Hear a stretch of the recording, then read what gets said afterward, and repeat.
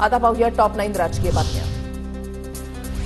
शिवसेना नेते गजानन कीर्तिकर यांची पक्षातून हकालपट्टी करा। शिवसेना उपनेते शिशिर शिंदे यांची मुख्यमंत्री शिंदेंकडे मागणी।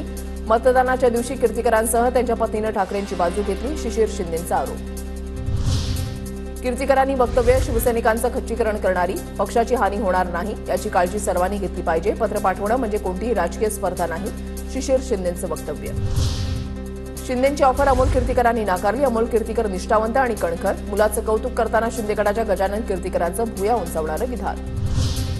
अहमदनगरमध्ये ईव्हीएम ठेवलेल्या स्ट्रॉंग रूममध्ये अनोळखी व्यक्तीचा वावर, व्हिडिओ ट्विट करत निलेश लंकेंचा आरोप।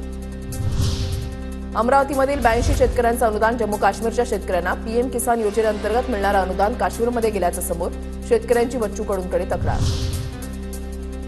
शिवाजी पार्कमध्ये राज ठाकरेंच्या उपस्थितीमध्ये क्रिकेट टुर्नामेंटचं उद्घाटन, टॉस उडून मॅचला सुरुवात। मनोज जरांगेंच्या आंदोलनाचा मला परभणीमध्ये फटका बसला। जरांगेंनी मराठा कार्ड खेळल्यानं ओबीसी समाज ताकदीनं बाहेर आला, महायुतीचे परभणीचे उमेदवार महादेव जानकर यांचं विधान।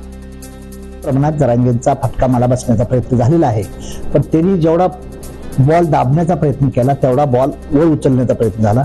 ज्यावेळेस त्यांनी मराठा राजनीती करण्याचा प्रयत्न केला त्यावेळेस त्याच ताकदीने डबल फोर्सेसनं ओबीसी देखील तयार झाला। निकालाआधी श्रीकांत शिंदे, राहुल शेवाळेंचे विजयाचे बॅनर, खासदारपदी निवड झाल्याबद्दल शुभेच्छांचे बॅनर झळकले। पुणे मुंबई एक्सप्रेसवेवरील उर्से टोल नाक्यावर श्रीकांत शिंदे, शेवाळेंचे बॅनर झळकले।